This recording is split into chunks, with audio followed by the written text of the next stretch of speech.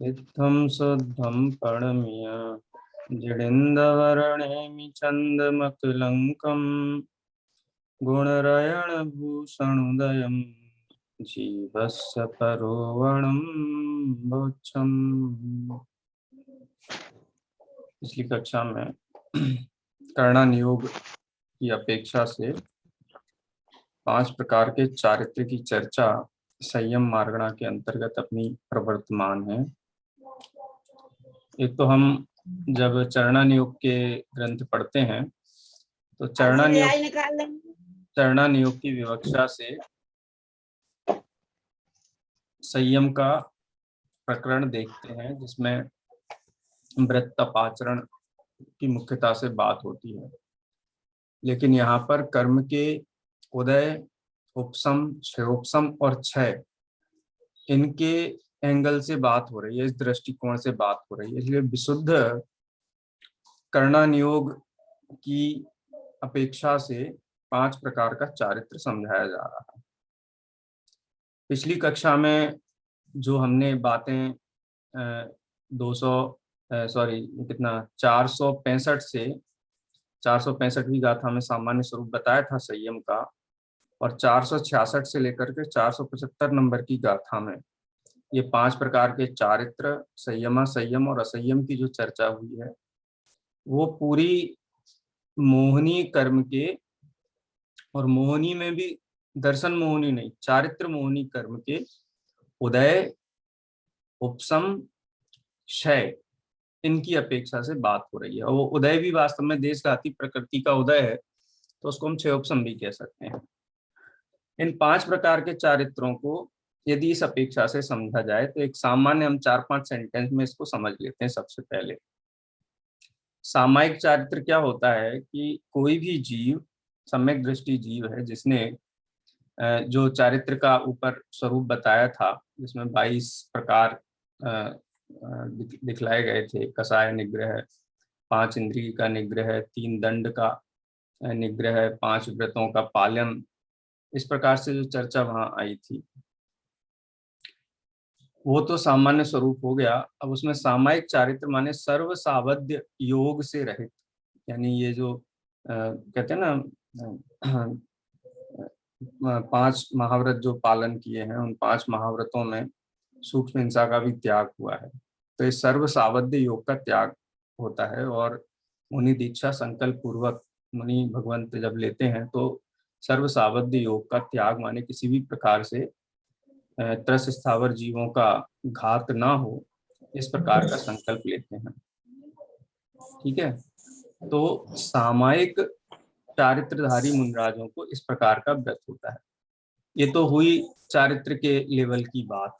अब इसमें कर्णन योग का दृष्टिकोण क्या है? तो कर्णन योग का दृष्टिकोण ये है कि चारित्र मोहनी की जो संजुलन कसाय है, बादर संजुलन कसाय का उदय होता है, शेष कसायों का उदय नहीं होता है। यानी संजुलन कसाय की, बादर संजुलन कसाय की जो देशघाती प्रकृति है, उनका उदय होता है, और उसके उदय काल में सर्व सावध्य योग के त्यागी जो मुनि हैं, उनको सामायिक चारित्र कहा जाता है। ठीक है, ये इसको सीधे बादर संजुलन कसाय के से जोड़ा गया है, जो कि देशघाती प्रकृतियां हैं। दूसरा जो चारित्र का भेद है, छेदोपस्थापना। छेद का मतलब होता है दोष। ठीक है, अब वो दोष कैसा है? इस दोष को भी चरणान योग के ग्रंथों में, द्रव्यान योग के ग्रंथों में जो इनका वर्णन आया है, उस हिसाब से यदि हम देखें तो द्रव्यान योग की दृष्टि से देखा जाए तो शुभोपयोग को छेद कहते हैं, शुद्धोपयोग को उपस्थापन कहते हैं। तो जो मुनिराज 6ठे 7वें गुण स्थान में अथवा 6ठे गुण स्थान से श्रेणी मानते हुए 7वें 8वें 9वें गुण स्थान पर्यंत जो मुनि भगवंत हैं, वो छेदोपस्थापक होते हैं। अब सामायिक चारित्र और छेदोपस्थापक चारित्र में क्या अंतर होता है? तो यहाँ अपने को व्यवहार दृष्टिकोण से देखना पड़ेगा। यानी जो सामायिक चारित्रवंत मुनिराज हैं, 6ठे से 9वें गुण स्थान वाले, वो भी कहे गए हैं, लेकिन उनको व्रतों में कोई दोष नहीं लगता है। जैसे पुलाक, वकुश, कुशील, निर्गंत, स्नातका, ये भेद की गए हैं ना। तो जो मुनि भगवान को व्रत आदि में कहीं दोष लगे हैं, उन दोषों का व्यापक आचार्य के निकट प्राश्चित्य प्रतिक्रमण करते हुए पुनः शुद्धोपयोग में आरूढ़ होते हैं, उनको छेदोपस्थापक कहते हैं। और जो निर्दोष व्रतों का परिपालन कर रहे हैं उनको सामायिक चारित्रवान कहते हैं, सामायिक संयम स्थान कहते हैं। ये समझ लो कि चरणानुयोग की विवक्षा से बात हो गई। ये मतलब भेद करते हैं ना, तो ये बाह्य से भेद होता है, और अंतरंग में देखा जाए तो सामान्य कथन कर दिया दोनों दोनों की स्थिति में ही, चाहे वो सामायिक चारित्र हो और चाहे छेदोपस्थापना चारित्र हो, कि बादर संजुलन कसाय के उदय में जो चारित्र होता है वो सामायिक चारित्र भी है और छेदोपस्थापना चारित्र भी है। ठीक है ना, यहाँ तक बात ख्याल में आई?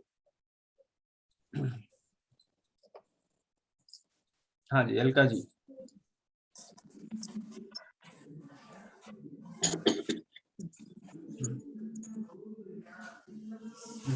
प्रीति जी। जी सर, आई। ठीक है ना, यहाँ तक बात, ये इतनी बात यहाँ तक हुई। यानी सामायिक चारित्र में, सामायिक संयम में और छेदोपस्थापना संयम में उदय की अपेक्षा से देखा जाए तो बादर संजुलन का उदय है, जो कि देशघाती प्रकृतियां हैं। क्योंकि देशघाती प्रकृति के उदय में ही संयम संभव है। यदि सर्वघाती प्रकृति का उदय है तो संयम संभव नहीं। संयमा संयम या असंयम ही होता है वहां। ठीक है, तो इसलिए दो की बात तो हो गई। अब तीसरा है परिहार विशुद्धि। परिहार विशुद्धि चारित्र भी बाह्य की अपेक्षा से ये भेद है, और अंतरंग की अपेक्षा से भी देखा जाए तो वहां भी बाधा संचलन का ही उदय है, और उसके उदय भूत जो भी कसाय भाव है वो विद्यमान है परिहार विशुद्धि में भी। लेकिन परिहार विशुद्धि चारित्र एक विशेष प्रकार का चारित्र है, जिसका 473 नंबर की गाथा में स्वरूप बताया गया है परिहार विशुद्धि का। तो एक स्पेशल कंडीशन है उसमें। कंडीशन क्या है? वो भी 30 वर्ष बाद सामायिक चारित्र और परिहार विशुद्ध छेदोपस्थापक जो मुनि भगवंत होते हैं वैसे ही होते हैं, कोई अलग नहीं है, स्पेशल कैटेगरी नहीं है। लेकिन स्पेशल क्या है वहां पर कि वो विहारी होते हैं, सदा विहार करते हैं, एक स्थान पर रुकते नहीं। हम एक बार पढ़ते हैं, जन्म से लेकर 30 वर्ष तक सदा सुखी रहकर पुनः दीक्षा धारण करके, माने 30 वर्ष तक वो गृहस्थ अवस्था में रहते हैं और 30 वर्ष पूर्ण होने पर दीक्षा धारण करते हैं। ठीक है, और तीर्थंकर भगवंतों के पाद मूल में, माने उनके समवसरण आदि में वो रहते हैं, वहां जाते हैं, और उनके समवसरण आदि में प्रत्याख्यान नामक जो पूर्व है, यानी जो वस्तु प्रवाद अंग है, वस्तु प्रवाद अंग का जो तीसरा भाग है पूर्व, उस पूर्व के 12 भेद हैं। तो उस पूर्व के 8वें भेद प्रत्याख्यान, प्रत्याख्यान का मतलब होता है त्याग, प्रत्याख्यान नामक 9वें पूर्व का अध्ययन करने वाले जीव होते हैं, संयत जीव होते हैं। ठीक है, ये हुआ ज्ञान की अपेक्षा से। और क्या होता है उनके जीवन में विशेष, कि ये प्रतिदिन 2 कोस पर्यंत गमन करते हैं। लेकिन गमन करते हैं 2 कोस पर्यंत, तो ऐसे ही नहीं करते हैं, ऐसे ही माने प्रातः काल में नहीं करते हैं, 3 संध्या काल में। संधि का मतलब होता है जुड़ना, 24 घंटे में 4 संध्या काल कहे गए।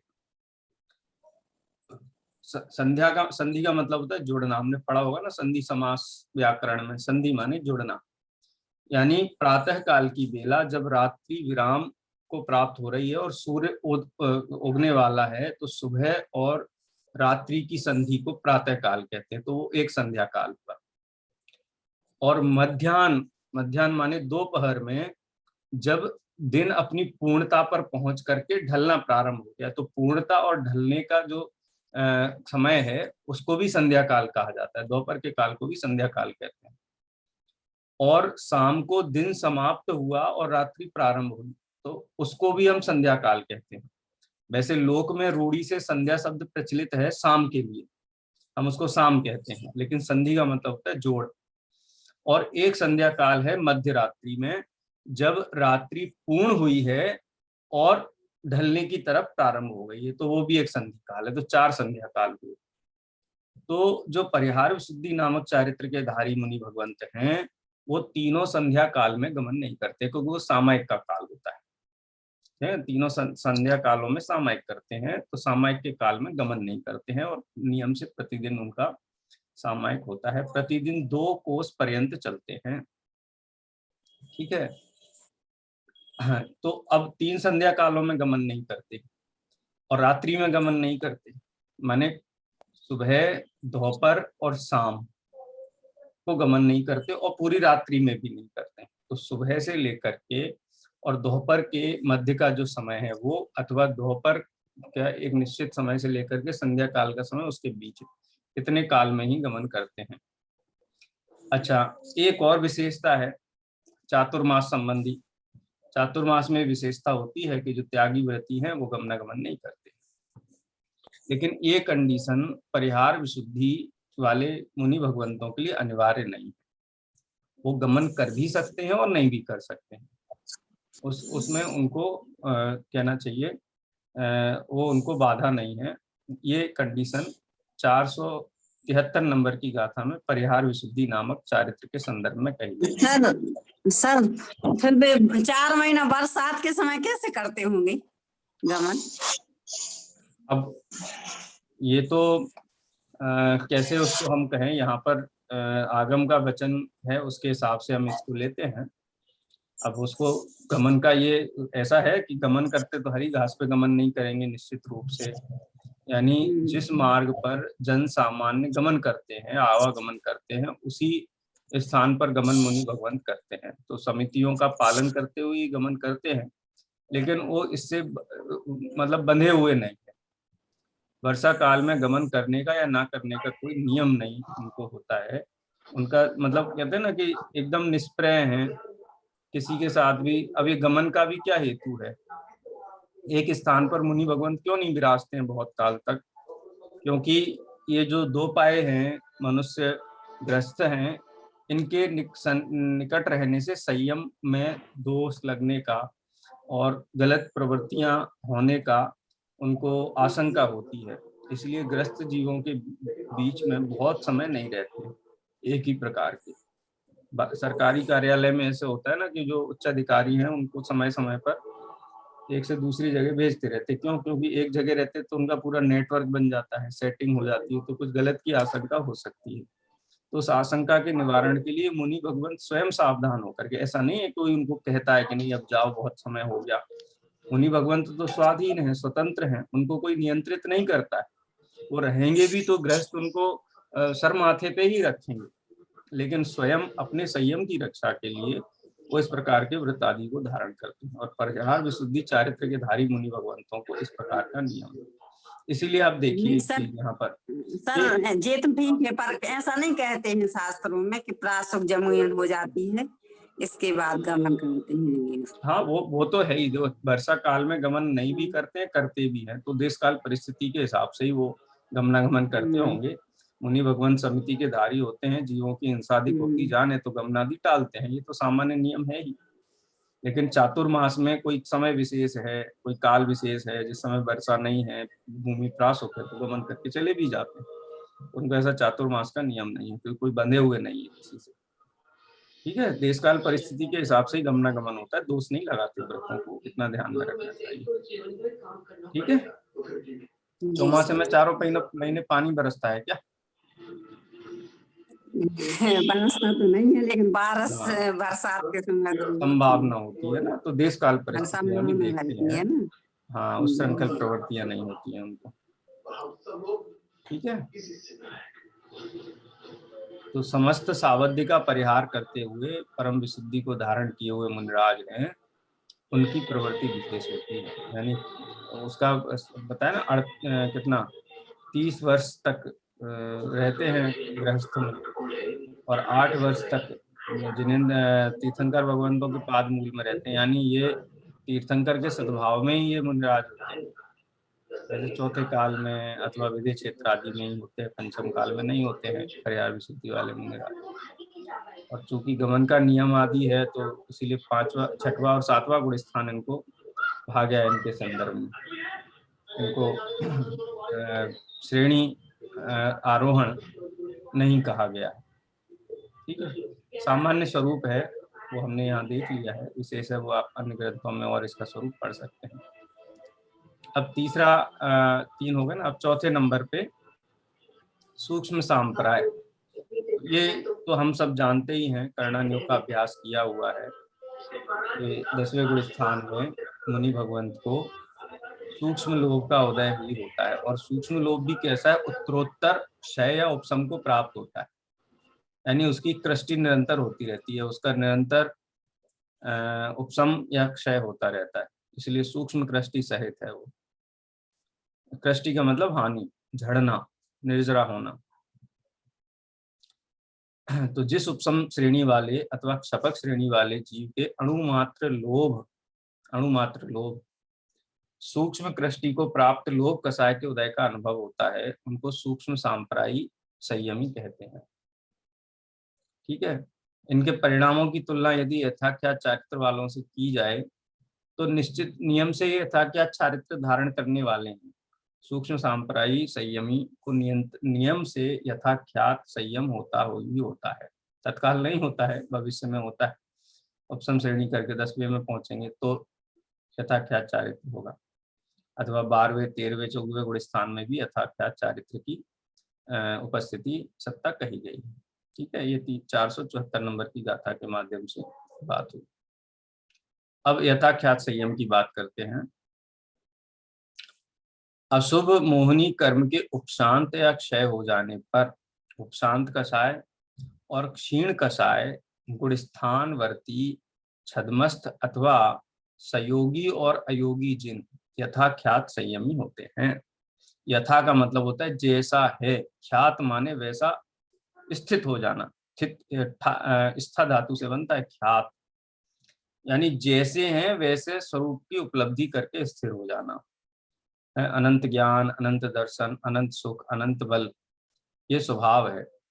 ये हम 11वें गुण स्थान की अपेक्षा से नहीं कह सकते, लेकिन सहज ज्ञान, सहज सुख या निर्दोष सुख, निर्दोष वीतरागता, उपशम श्रेणी में 11वें गुण स्थान में भी भले ही अंतर्मुहूर्त वीतरागता है, लेकिन निर्दोष है, किसी भी कर्म का उदय उसको प्रभावित नहीं करता।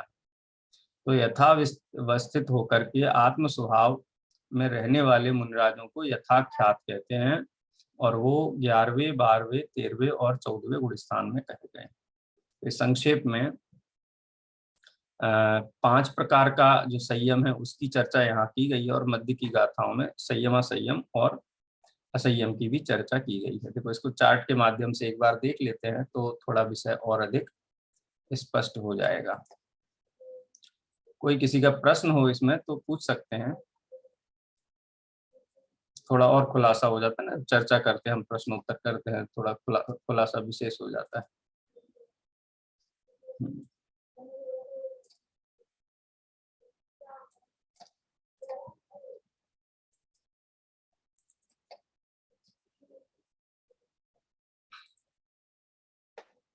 ये चार्ट दिख रहा है सभी को?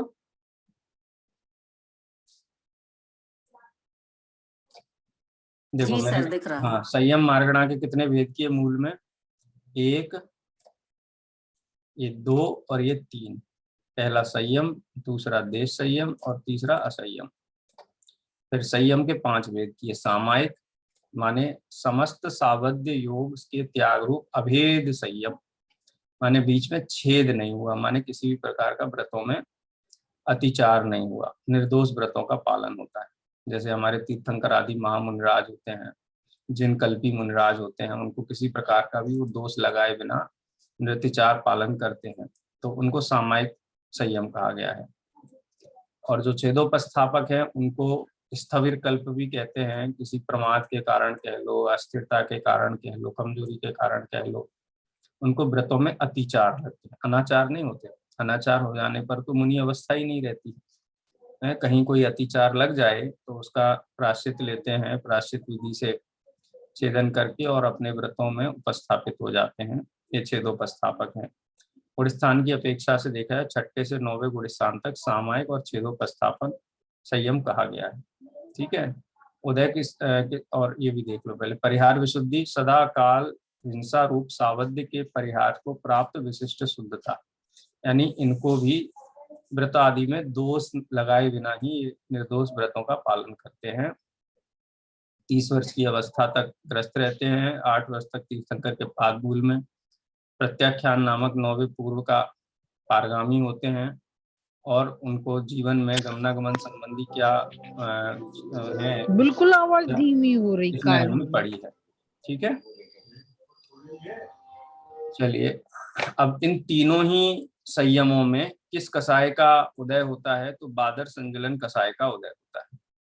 ठीक है, आवाज धीमी आ रही है क्या? ठीक नहीं आ रही है? नहीं सर, हम आ रही है, हमारे लिए तो आ रही है। तो हमारी तो बढ़ा नहीं, अच्छी आ रही भी। अच्छी आ रही ना, किसी की मुझे ऐसे आवाज सुनाई दी कि आवाज धीमी आ रही। चलिए ठीक है, ठीक है, ये संख्या वाला अपन प्रकरण बाद में देखेंगे। सूक्ष्म सांप्राय तो 10वां गुण स्थान है, उसका हमें स्वरूप मालूम है। उपसम श्रेणी में और छपक श्रेणी में वो जो जीव होते हैं उनको सूक्ष्म सांप्राय नाम का संयम कहा गया है। और वहां पर बादर संजलन का उदय नहीं होता, सूक्ष्म संजलन का उदय होता है। और वो भी कैसा है? निरंतर कृष्टि को प्राप्त, निरंतर कम होता जा रहा है, कम होता जा रहा है, कम होता जा रहा है, और अंतिम समय में वो पूर्ण रूप से उपसम या क्षय को प्राप्त हो जाता है। और अगले समय में 11वां गुण स्थान उपसम की स्थिति में और क्षय की स्थिति में 12वां गुण स्थान होता है। यथाख्यात चारित्र किसे कहते हैं? कि चारित्र मोहनी कर्म है। चारित्र मोहनी तो अशुभ ही है, अशुद्ध ही है। उसका संपूर्ण उपसम या क्षय हो जाने पर आत्मा का जैसा स्वभाव है वैसा अनुभव में आता है, स्थिर हो जाता है जीव। किसी भी कसाय का सूक्ष्म पने भी वहां पर कोई बाधा नहीं है। तो अगर 11वां गुण स्थान है तो उपसम यथाख्यात चारित्र कहा जाता है, और 12 से लेकर 14वें गुण स्थान वर्ती जीव को क्षाय यथाख्यात चारित्र कहा गया। देखो यथाख्यात के भी दो भेद कर दिए, उपसम यथाख्यात और क्षाय यथाख्यात। ठीक है, अंतर्भेद और किए गए हैं। किस कर्म का उदय है? मोह संबंधी। तो किसी भी मोह का उदय नहीं है, या तो उपसम को प्राप्त है या क्षय को प्राप्त है। ठीक है, इस प्रकार से संयम के 5 भेद हुए। उसके बाद देश संयम क्या है? तो बाह्य में सम्यक दर्शन सहित 12 व्रतों का जो परिपालन किया जाता है उनको वीरता व्रत, देश संयम, संयमा संयम आदि नामों से अभिहित किया जाता है। गुण स्थान कौन सा होता है? 5वां। ठीक है, किस कसाय का उदय होता है? तो प्रत्याख्यानावरण कसाय का उदय वहां होता है। असंयम नाम का जो स्थान है संयम मार्गणा का, उसमें किसी भी प्रकार का प्राणी संयम या इंद्रिय संयम से संबंध नहीं होता है। माने ऐसा कोई प्रतिज्ञा रूप नहीं होता है। ऐसा नहीं है कि जीवन में अनाचार है, पाप का सेवन करते, सम्यक दृष्टि जीव ऐसे नहीं होते हैं। सम्यक दृष्टि जीव को अन्याय, नीति, अभक्ष का पूर्णतः त्याग ही होता है, लेकिन प्रतिज्ञा नहीं होती है। ठीक है, पहले से 4वें गुण स्थान तक असंयम कहा गया है। और अप्रत्याख्यानावरण का उदय 4थे गुण स्थान में, तो अप्रत्याख्यानावरण का उदय है। और यदि पहले गुण स्थान में है तो प्रत्याख्यानावरण के साथ अनंतानुबंधी का भी उदय है। हालांकि अनंतानुबंधी संयम का उससे कोई लेना देना नहीं है, उसका संबंध सीधा दर्शन मोह से है। दर्शन मोह को पुष्ट रखता है, माने आपकी बुद्धि को इतना भ्रमित रखेगा, इतना तीव्र क्रोध, मान, माया, लोभ में रखेगा कि आप तत्व का निर्णय करने की दिशा में जाओगे नहीं। ठीक है, जाओगे नहीं माने एक स्थूल कथन है, इसको सूक्ष्म पने मत लेना। नहीं तो अनंतानुबंधी कसाय वाला जीव सत्ता में रहती है, लेकिन सत्ता श्रद्धा विशुद्ध बिना अनंतानुबंधी के जाए बिना नहीं होती। तो इसलिए उसमें भी ये कह सकते हैं। अब किस संयम में कितने जीव हैं इसकी चर्चा भी एक बार अपन देख लेते हैं। हम अक्सर जब मुनि भगवंतों का जयकारा लगाते हैं, हाँ बोलिए सर। जो है ना सामायिक छेद उपस्थापना संयम, तो अभी वर्तमान में रहता होगा मुनि, मतलब अभी है। देखो 6ठे 7वें गुण स्थानवर्ती मुनिराज तो कहे हैं पंचम काल के अंत तक। ठीक है, तो सामायिक और छेदोपस्थापन, तो छेदोपस्थापना चारित्र वाले ही हो सकते हैं, जिन कल्पित तो नहीं होते हैं। तो छेदोपस्थापना चारित्रवंत मुनि भगवंत पंचम काल के अंत तक रहेंगे। और अंतिम मुनिराज जो देवांगज जिनका नाम है, वो देवांगज मुनि होंगे सबसे अंत में। ठीक है, चलिए सर। हाँ जी, सर ये जो विभाजन किया है ना इसका, तो हम्म। ये बादर संजुलन के उदय के अनुसार किया है या विशुद्धि कम ज्यादा के अनुसार किया गया है? देखो कर्णन योग की तो अगर इसमें विवक्षा देखी जाए तो 3 प्रकार के चारित्र में एक ही विवक्षा है, बादर संजुलन का उदय। बाह्य में अगर आप देखो तो निर्दोष व्रतों का परिपालन है तो सामायिक संयम कहने में आता है, अतिचार सहित है तो छेदोपस्थापन संयम कहने में आता है, और जो 9वें पूर्व के पारगामी हैं और जिनको प्रतिदिन 2 कोस गमन करने का समझ लो है, और मतलब कोई भी काल मतलब जीव की हिंसा ना हो, जीव की हिंसा के काल को टाल करके 2 कोस गमन करते ही हैं, ये इन विशेषणों से संयुक्त हैं, निर्दोष व्रतों का पालन करते हैं सामायिक संयमवत, तो उनको परिहार विशुद्धि नामक संयम कहा गया है। ठीक है, कर्णन योग की एक ही विवक्षा इसमें बादर संजुलन का कि देशघाती प्रकृति जो है उनका उदय रहता है। ठीक है सर इसमें एक प्रश्न। हाँ बोलिए। किस मुनिराज को कौन सा संयम होगा, ये उनके मतलब बादर का जो उदय है उसके अनुसार डिसाइड होता है या सबको इन्हीं 5 से निकलना बाह्य पड़ता है? लक्षणों की अपेक्षा है ये, यहाँ पे विशुद्धि निश्चित रूप से परिणामों की विशुद्धि का निमित्त नैमित्तिकपना है, लेकिन जो भेद है तो वो तो बाह्य चारित्र की अपेक्षा से ही की है ना। अगर निर्दोष व्रतों का पालन है तो सामायिक चारित्र वाले कहे गए हैं, व्रतों में अतिचार हैं तो छेदोपस्थापना संयम कहा गया है, यदि 9वें पूर्व के प्रत्याख्यान नामक 9वें पूर्व के पारगामी है तो उनको परिहार विशुद्धि चारित्र कहा गया है। ठीक है, लेकिन यहाँ कर्णन योग की विवक्षा एक ही है, बादर संजुलन का उदय, और गुण स्थान की अपेक्षा आप ले सकते हैं। 6ठे से 9वां गुण स्थान संभव है, ऐसा नहीं कि सभी 9वें गुण स्थान तक निरंतर आते जाते रहते हो सकते हैं, कोई सामायिक चारित्रवंत 6ठे 7वें में ही रहते हो, 9वें में ना जाते हो, लेकिन जा सकते हैं तो वो सामायिक चारित्रवंत कहलाते हैं। छेदोपस्थापक भी अपने व्रतों का प्रतिक्रमण और प्रत्याख्यान के द्वारा विशुद्धि लेकर के 9वें गुण स्थान तक जा सकते हैं, तो उनको भी छेदोपस्थापन चारित्र है, तो उसकी जो प्री कंडीशंस है वो यहाँ पर डिफाइन की गई हैं, परिभाषित की गई हैं। लेकिन कर्म के उदय की अपेक्षा है तो वो यहाँ दी हुई है, और अगर विस्तार से अन्य ग्रंथों में सूक्ष्मता के साथ देखा जाए तो हो सकता है कुछ और भी कर्णन योग की दृष्टि से अंतर स्पष्ट किए जाए।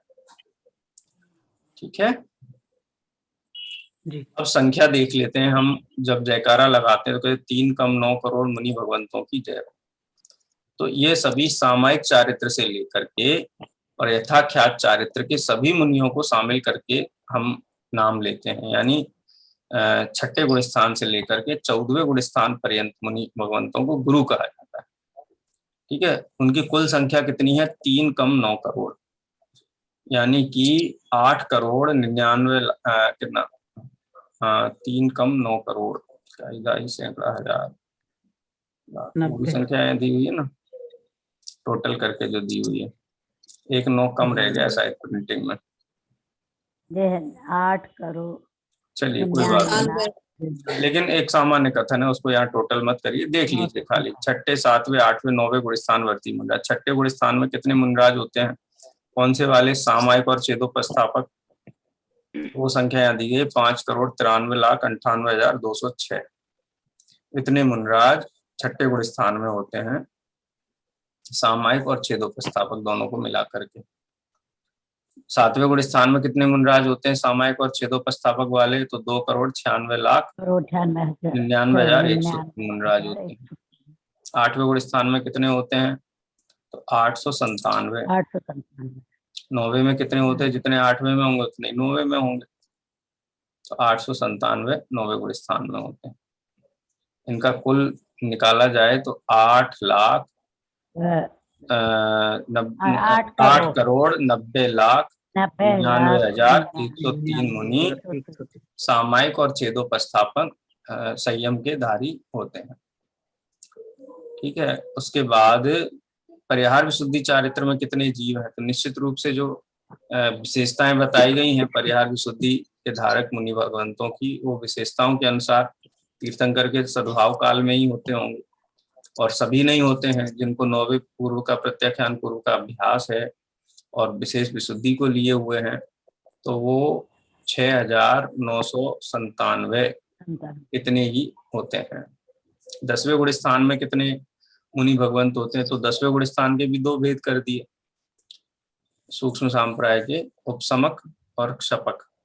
ठीक है, तो उपसमक जो सूक्ष्म सांप्राय है उसमें 299 मुनि भगवंत होते हैं, और जो क्षपक सूक्ष्म सांप्राय संयमधारी मुनिराज हैं वो 598 होते हैं। कुल मिलाकर के 897 जीव सूक्ष्म सांप्राय संयमधारी होते हैं।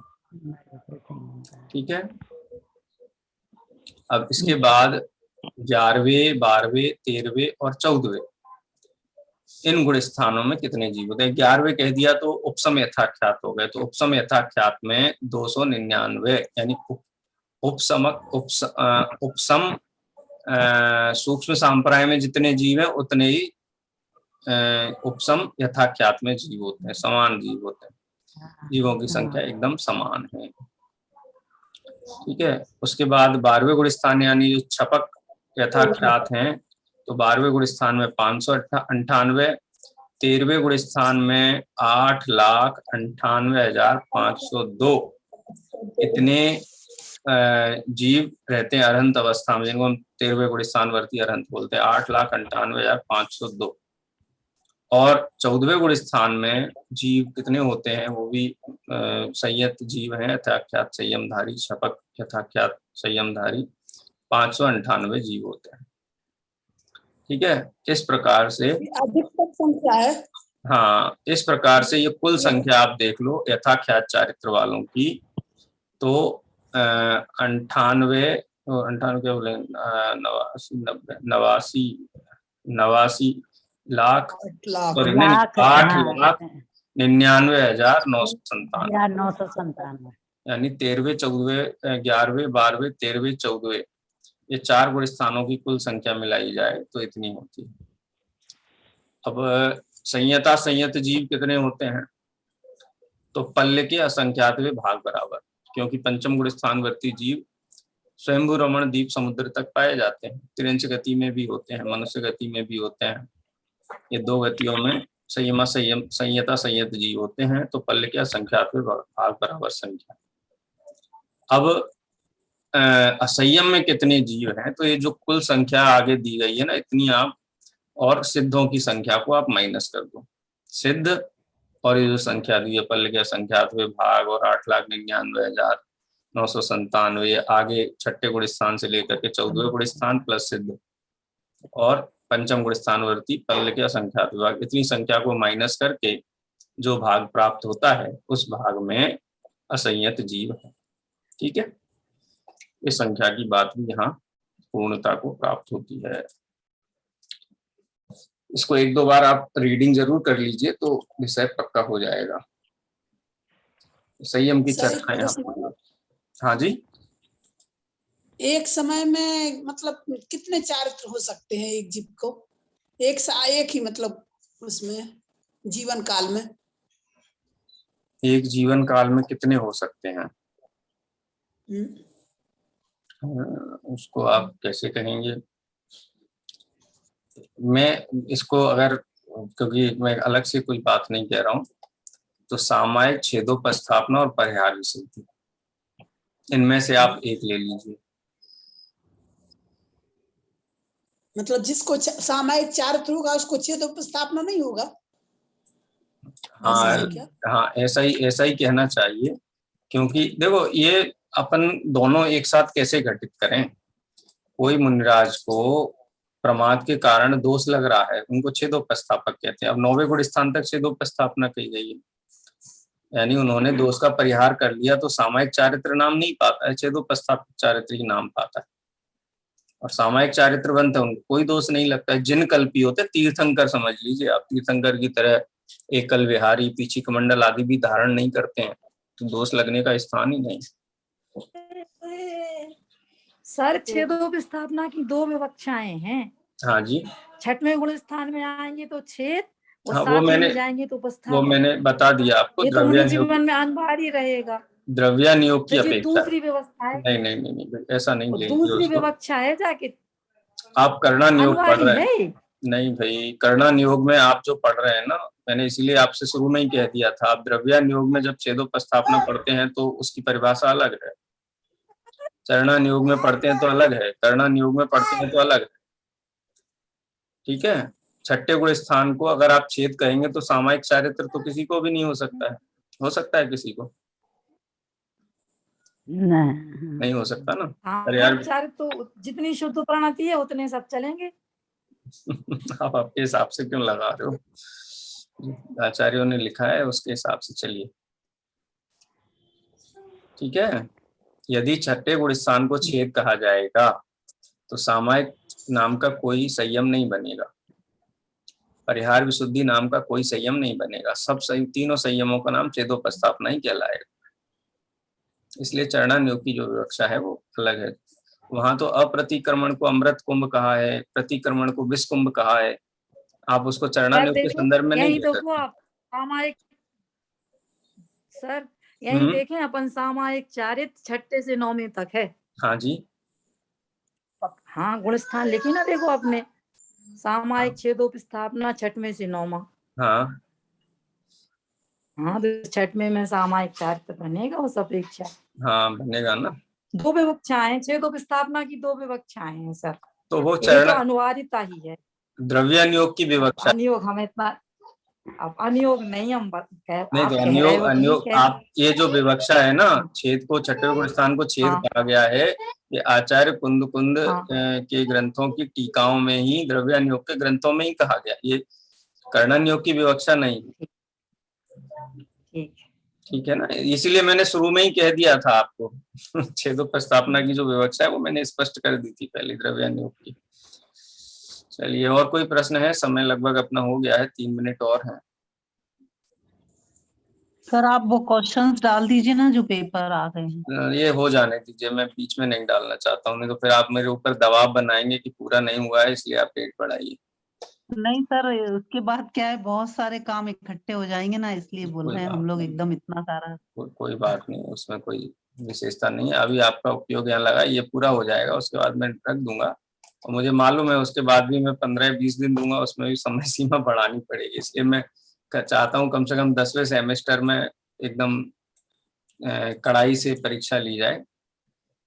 ठीक है, चलिए आगे बढ़ते हैं। थोड़ा विषय और मैं सोच रहा हूँ, आज लेशिया मार्गणा वाला है। लेशिया का काफी महत्वपूर्ण विषय है, त्रिभाग बंध रिलेटेड चर्चा इसमें आने वाली है। कुछ गाथाएं हैं, 3-4 गाथाओं के माध्यम से लेशियाओं का प्रकरण लिया गया है। समय तो वैसे आज बचा नहीं है, 2 मिनट ही बचे हैं। चलिए, कोई और आपका प्रश्न हो, कोई चर्चा हो तो आप पूछ सकते हैं। सर इसमें ये संख्या आई ना, जीवों की संख्या, हाँ वो जी, एक समयवर्ती जीवों के लिए होगी, मतलब हाँ एक समय में इतने हो हाँ, सकते। यस बिल्कुल बिल्कुल, क्योंकि तो अनेक समय ये नहीं लेंगे, अनेक समयों की लेंगे तो संख्या अनंत हो जाएगी। हाँ वही तो कह रहा, नहीं फिर इसमें मतलब ये कि मतलब अधिक से अधिक कितने होंगे या कम से कम उत्कृष्ट है, उत्कृष्ट संख्या। सर पर कर्णन योग की अपेक्षा छेदोपस्थापना का कैसे लगाएंगे, क्या लगाएंगे? चरणन योग की, देखो कर्णन योग को और चरणन योग दोनों को व्यवहार शास्त्र कहा गया है।